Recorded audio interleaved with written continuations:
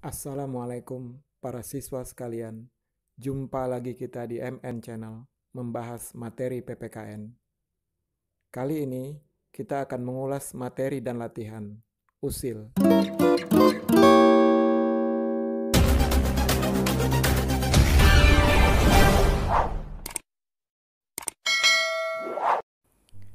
Materi yang akan kita usilin adalah materi bab 2, kelas 8 dan kelas 9, semester 1, dengan tema Pembukaan Undang-Undang Dasar 1945. Para siswa sekalian, kita akan mulai mempelajari materi bab 2, baik kelas 8 maupun kelas 9. Temanya sama, yaitu tentang Undang-Undang Dasar 1945. Kalau di kelas 9 lebih fokus pada pembukaan.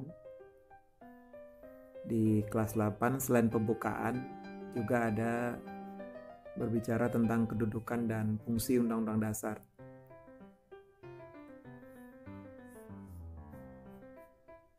Silahkan disiapkan buku paket kalian dan ikuti penjelasan yang Bapak berikan.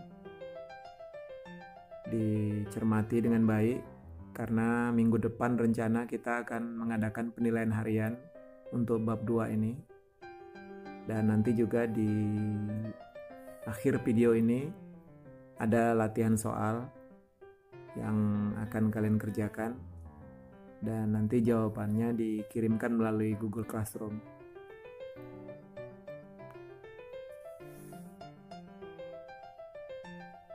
Materinya terdiri dari 6, yaitu yang pertama, kedudukan pembukaan Undang-Undang Dasar 1945.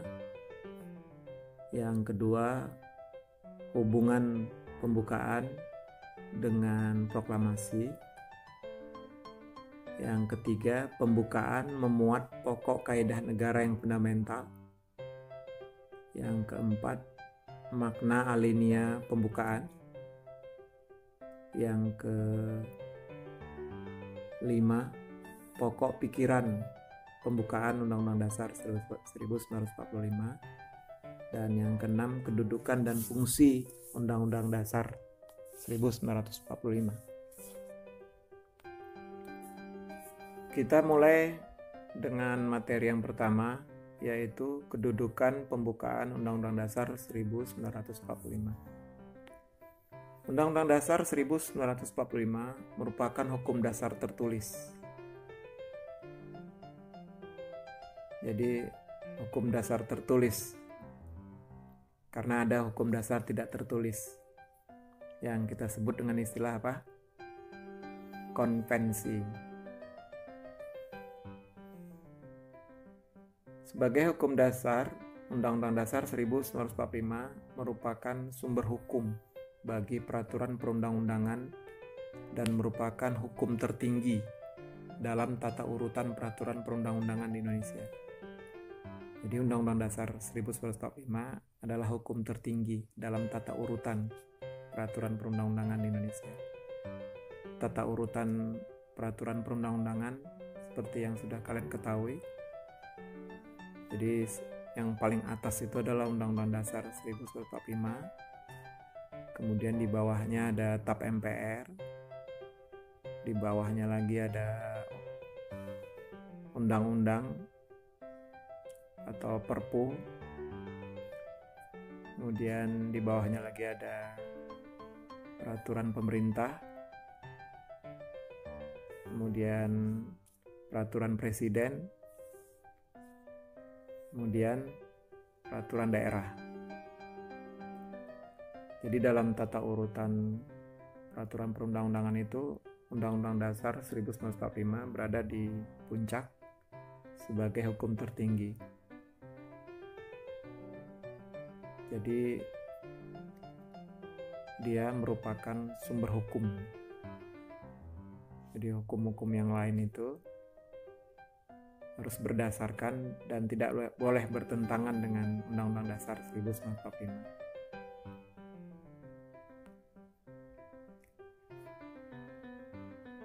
Sistematika Undang-Undang Dasar 1945 pada awalnya, sebelum perubahan atau sebelum amandemen, terdiri dari pembukaan, batang tubuh atau pasal-pasal, dan penjelasan. Kemudian setelah mengalami 4 kali perubahan, Undang-Undang Dasar 1945 sistematikanya menjadi 2, yaitu pembukaan dan pasal-pasal. Jadi tidak ada penjelasannya lagi. Pembukaan dan pasal-pasal Undang-Undang Dasar 1945 merupakan 2 bagian yang tidak terpisahkan. Namun keduanya memiliki kedudukan yang berbeda. Pembukaan lebih tinggi dari pasal-pasalnya, karena pembukaan memuat pokok kaidah negara yang fundamental. Jadi pembukaan lebih tinggi kedudukannya daripada pasal-pasalnya. Kenapa? Karena di dalam pembukaan terdapat pokok kaidah negara yang fundamental. Nanti akan kita jelaskan di bagian selanjutnya.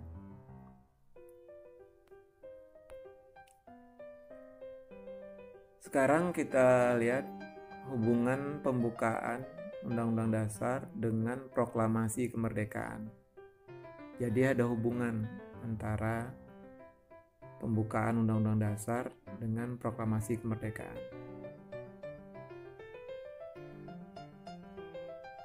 Pembukaan Undang-Undang Dasar 1945 memiliki hubungan yang erat dengan proklamasi kemerdekaan. Teks proklamasi kemerdekaan terdiri dari 2 kalimat singkat, yaitu kalimat pertama dan kalimat kedua.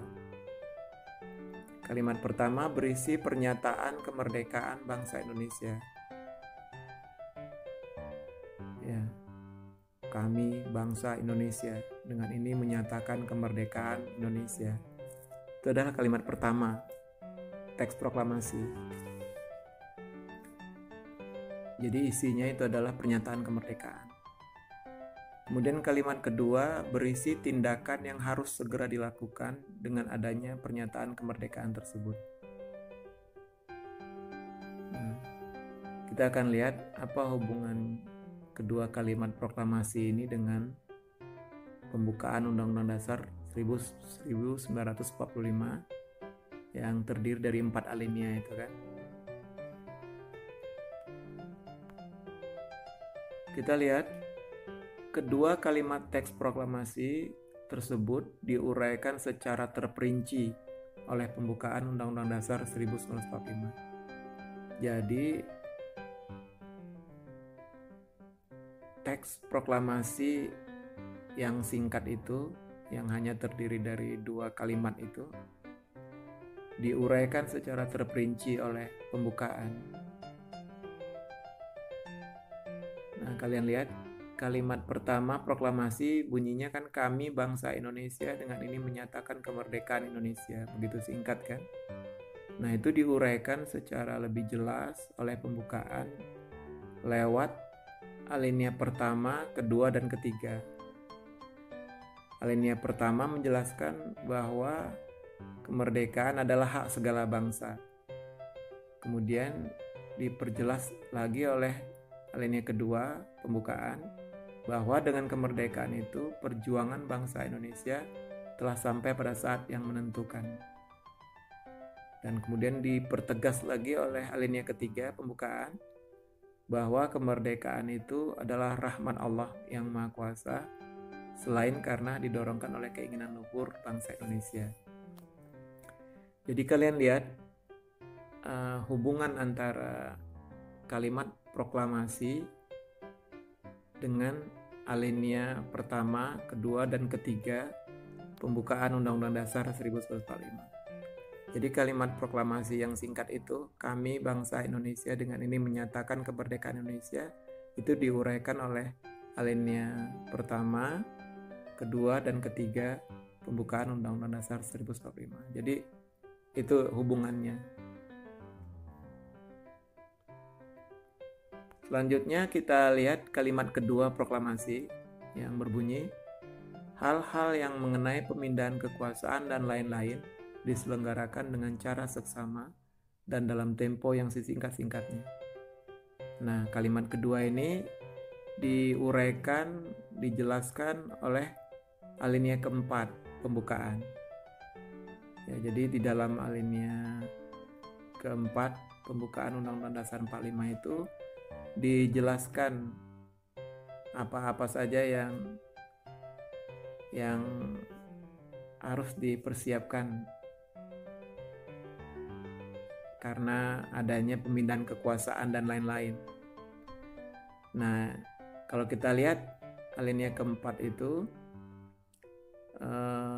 dijelaskan untuk pemindahan kekuasaan dan lain-lain seperti adanya Undang-Undang Dasar yang di dalamnya ada pembukaan, kemudian apa yang menjadi tujuan negara, dan bentuk pemerintahan, juga dasar negara. Ini nanti akan kita uraikan.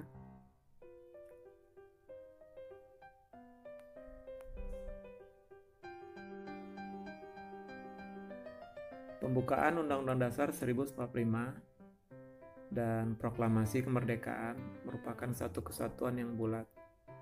Makna yang terkandung dalam pembukaan Undang-Undang Dasar merupakan amanat dari proklamasi. Bahkan alasan berdirinya Negara Kesatuan Republik Indonesia tanggal 17 Agustus 1945 dapat dipahami dengan cara mengkaji pembukaan Undang-Undang Dasar.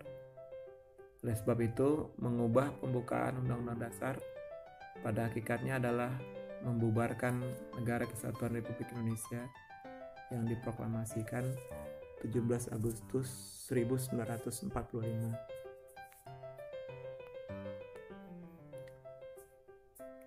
Para siswa sekalian, selanjutnya kita lihat materi ketiga, pembukaan Undang-Undang Dasar 1945 memuat pokok kaidah negara yang fundamental. Nah, ini yang disebutkan di awal tadi bahwa kenapa pembukaan Undang-Undang Dasar 1945 lebih tinggi kedudukannya dari pasal-pasalnya. Itu karena di dalam pembukaan Undang-Undang Dasar 1945 itu terdapat pokok kaidah negara yang fundamental.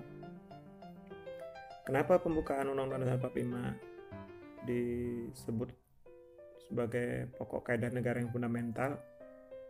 Karena pembukaan sudah memenuhi syarat untuk menjadi pokok kaidah negara yang fundamental, yaitu pertama karena pembukaan Undang-Undang Dasar 1945 itu ditetapkan oleh pembentuk negara, oleh pendiri negara, yaitu PPKI. Jadi PPKI sebagai badan perwakilan yang ada pada waktu itu yang mewakili seluruh rakyat Indonesia adalah pembentuk negara. Kemudian yang kedua, pembukaan memuat dasar negara, yaitu Pancasila yang ada di alinea 4 itu. Kemudian juga ada memuat azas politik negara, yaitu kedaulatan rakyat. Juga ada tujuan negara. Dan yang ketiga, pembukaan Undang-Undang Dasar 1945 lah yang menetapkan adanya suatu Undang-Undang Dasar. Jadi ketiga hal inilah yang menyebabkan pembukaan Undang-Undang Dasar 1945 memenuhi syarat untuk menjadi pokok kaidah negara yang fundamental. Apa saja pokok kaidah negara yang fundamental yang terdapat dalam pembukaan Undang-Undang Dasar 1945? Antara lain pertama, pokok-pokok pikiran yang diwujudkan dalam pasal-pasal Undang-Undang Dasar 1945. Jadi pokok-pokok pikiran yang terkandung di dalam pembukaan Undang-Undang Dasar 1945 itu adalah merupakan pokok kaidah negara yang fundamental. Kemudian yang kedua, pengakuan kemerdekaan hak segala bangsa. Yang ketiga, cita-cita nasional. Yang keempat, pernyataan kemerdekaan. Yang kelima, tujuan negara. Keenam, kedaulatan rakyat. Dan ketujuh, adanya dasar negara, yaitu Pancasila. Jadi 7 hal inilah yang merupakan pokok kaidah negara yang fundamental yang terdapat di dalam pembukaan Undang-Undang Dasar 1945. Pokok kaidah negara yang fundamental ini di dalam hukum mempunyai hakikat dan kedudukan yang tetap, kuat dan tidak berubah bagi negara yang telah dibentuk. Secara hukum, pembukaan sebagai pokok kaidah yang fundamental hanya dapat diubah atau diganti oleh pembentuk negara pada waktu negara dibentuk. Kelangsungan hidup negara Indonesia yang diproklamasikan 17 Agustus 1945 terikat pada diubah tidaknya pembukaan Undang-Undang Dasar 1945.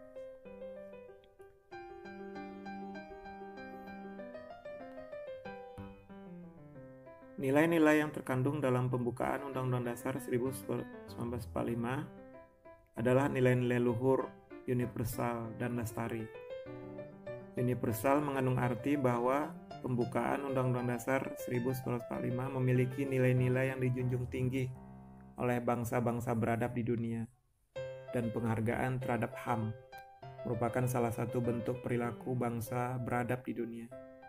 Lestari mengandung makna mampu menampung dinamika masyarakat dan akan tetap menjadi landasan perjuangan bangsa.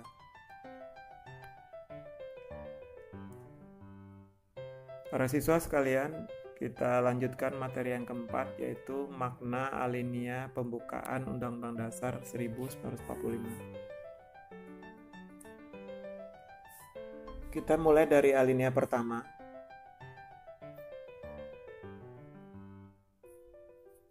Alinea pertama itu menunjukkan keteguhan dan tekad bangsa Indonesia untuk menegakkan kemerdekaan dan menentang penjajahan. Juga berdiri di barisan paling depan untuk menghapus penjajahan di muka bumi. Alinea ini memuat dalil objektif bahwa penjajahan di atas dunia harus dihapuskan. Karena tidak sesuai dengan pri kemanusiaan dan pri keadilan. Dan kemerdekaan merupakan hak asasi semua bangsa di dunia. Alinea pertama juga mengandung dalil subjektif, yaitu aspirasi bangsa Indonesia untuk melepaskan diri dari penjajahan. Selanjutnya, alinea kedua. Alinea kedua ini bermakna menunjukkan ketepatan dan ketajaman penilaian bangsa Indonesia bahwa perjuangan telah mencapai tingkat yang menentukan. Kemudian yang kedua, kemampuan bangsa Indonesia memanfaatkan momentum yang telah dicapai untuk menyatakan kemerdekaan. Dan yang ketiga, kemerdekaan harus diisi dengan mewujudkan negara Indonesia yang merdeka, bersatu, adil, dan makmur. Alinea kedua menunjukkan kebanggaan dan penghargaan atas perjuangan bangsa Indonesia selama merebut kemerdekaan. Kemerdekaan yang diraih merupakan perjuangan para pendahulu bangsa Indonesia. Juga kesadaran bahwa kemerdekaan bukanlah akhir perjuangan bangsa. Kemerdekaan yang diraih harus mampu mengantarkan rakyat Indonesia menuju cita-cita nasional, yaitu negara yang merdeka, bersatu, berdaulat, adil, dan makmur. Jadi di alinea kedua ini terkandung cita-cita negara kita, cita-cita kemerdekaan bangsa Indonesia. Selanjutnya, makna alinea ketiga memuat bahwa kemerdekaan didorong oleh motivasi spiritual, yaitu kemerdekaan yang dicapai oleh bangsa Indonesia merupakan berkat rahmat Allah yang Maha Kuasa. Ini merupakan perwujudan sikap keyakinan bangsa Indonesia terhadap Tuhan yang Maha Esa. Kemerdekaan yang dicapai tidak semata-mata hasil jerih payah perjuangan bangsa Indonesia, tapi juga atas kuasa Tuhan Yang Maha Esa. Jadi alinea ketiga ini memuat motivasi spiritual bangsa Indonesia yang menunjukkan keyakinan bangsa Indonesia bahwa kemerdekaan yang kita capai bukan hanya semata-mata karena perjuangan para pahlawan, tetapi juga berkat rahmat Allah yang Maha Kuasa.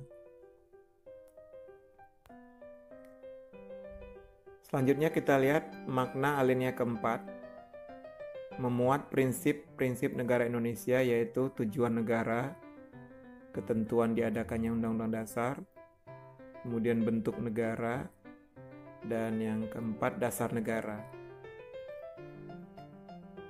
Tujuan negara yaitu melindungi segenap bangsa Indonesia dan seluruh tumpah darah Indonesia, memajukan kesejahteraan umum, mencerdaskan kehidupan bangsa, dan melaksanakan ketertiban dunia yang berdasarkan kemerdekaan, perdamaian abadi, dan keadilan sosial. Ini seperti yang dimuat pada alinea keempat pembukaan. Kemudian ketentuan adanya Undang-Undang Dasar adalah kehendak pembukaan Undang-Undang Dasar. Dalam hal ini adalah batang tubuh atau pasal-pasal. Jadi yang mengharuskan adanya Undang-Undang Dasar adalah pembukaan Undang-Undang Dasar. Kehendak ini menegaskan prinsip Indonesia sebagai negara hukum. Pemerintah diselenggarakan berdasarkan konstitusi atau hukum, bukan atas dasar kekuasaan belaka.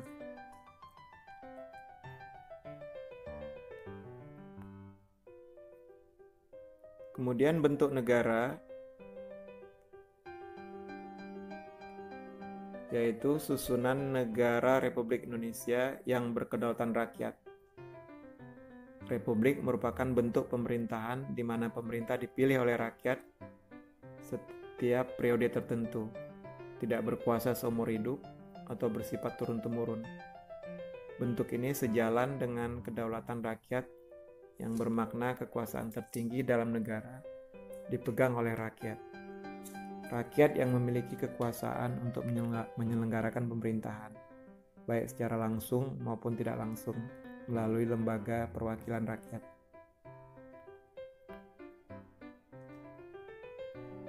Para siswa sekalian, kita lanjut materi kelima, pokok pikiran pembukaan Undang-Undang Dasar 1945. Pokok pikiran pertama yaitu negara melindungi segenap bangsa dan seluruh tumpah darah Indonesia dengan berdasar atas persatuan. Ini disebut juga dengan nama pokok pikiran persatuan. Jadi pokok pikiran pertama pembukaan Undang-Undang Dasar 1945 adalah pokok pikiran persatuan. Kemudian pokok pikiran kedua, negara hendak mewujudkan keadilan sosial bagi seluruh rakyat Indonesia, atau pokok pikiran keadilan sosial. Pokok pikiran ketiga, negara yang berkedaulatan rakyat berdasarkan atas kerakyatan dan permusyawaratan perwakilan, atau pokok pikiran kedaulatan rakyat. Kemudian pokok pikiran keempat, negara berdasarkan atas ketuhanan yang Maha Esa menurut dasar kemanusiaan yang adil dan beradab, atau pokok pikiran ketuhanan. Jadi kalau kita perhatikan pokok pikiran pembukaan Undang-Undang Dasar 1945 ini, pokok pikiran pertamanya adalah pokok pikiran persatuan. Itu adalah sila ketiga. Kemudian pokok pikiran keduanya adalah keadilan sosial. Ini adalah sila kelima. Pokok pikiran ketiganya adalah kedaulatan rakyat. Ini adalah sila keempat. Dan pokok pikiran keempatnya adalah negara berdasarkan atas ketuhanan yang Maha Esa menurut dasar kemanusiaan yang adil dan beradab. Ini adalah sila pertama dan sila kedua. Jadi kalau kita perhatikan pokok pikiran pembukaan Undang-Undang Dasar 1945 itu tidak lain adalah Pancasila.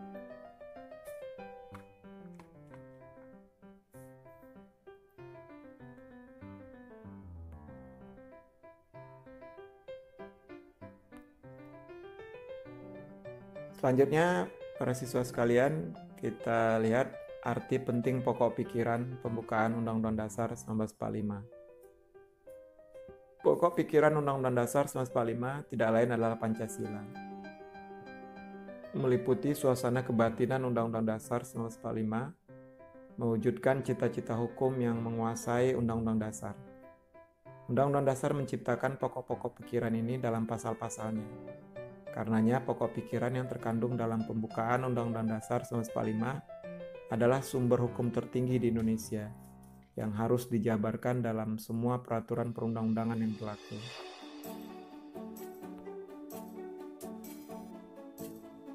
Sikap positif terhadap pokok pikiran Undang-Undang Dasar 1945. Pokok pikiran pembukaan Undang-Undang Dasar tidak hanya sekedar menjadi rangkaian kata-kata luhur tanpa menjadi pegangan hidup dalam kehidupan berbangsa dan bernegara.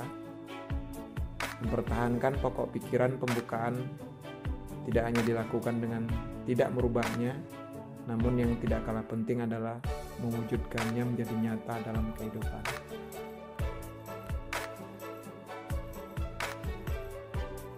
Selanjutnya kita lihat materi ke-6, materi terakhir ini, kedudukan dan fungsi Undang-Undang Dasar 1945. Adanya Undang-Undang Dasar 1945 adalah kehendak pendiri negara agar terciptanya kepastian hukum dalam penyelenggaraan ketatanegaraan Negara Kesatuan Republik Indonesia. Undang-Undang Dasar 1945 merupakan norma hukum tertinggi dalam sistem ketatanegaraan Republik Indonesia yang dijadikan dasar dalam penyusunan peraturan perundang-undangan. Undang-Undang Dasar 1945 adalah hukum dasar, berkedudukan sebagai sumber hukum tertinggi. Segala peraturan di bawah Undang-Undang Dasar 1945 harus berlandaskan dan bersumberkan pada Undang-Undang Dasar 1945. Dan sifat dan fungsi Undang-Undang Dasar 1945. Sifat Undang-Undang Dasar 1945 pertama tertulis, rumusannya jelas, mengikat pemerintah dan setiap warga negara. Kemudian yang kedua, singkat dan supel, memuat aturan-aturan pokok yang dapat dikembangkan sesuai perkembangan zaman, serta memuat hak asasi manusia. Kemudian yang ketiga, memuat aturan-aturan yang harus dilaksanakan secara konstitusional. Dan yang keempat, merupakan hukum positif tertinggi. Itu adalah sifat Undang-Undang Dasar 1945. Sedangkan fungsinya adalah sebagai alat kontrol, sebagai pengatur, dan sebagai penentu.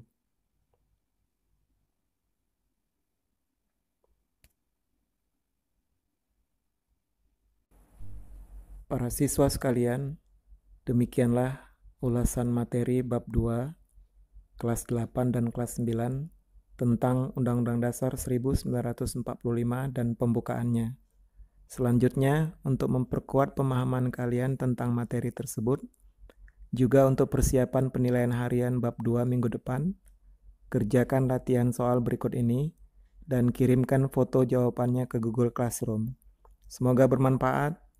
Sampai jumpa lagi di video-video selanjutnya. Jangan lupa subscribe, like, komen, dan share. Terima kasih. Tetap semangat. Assalamualaikum.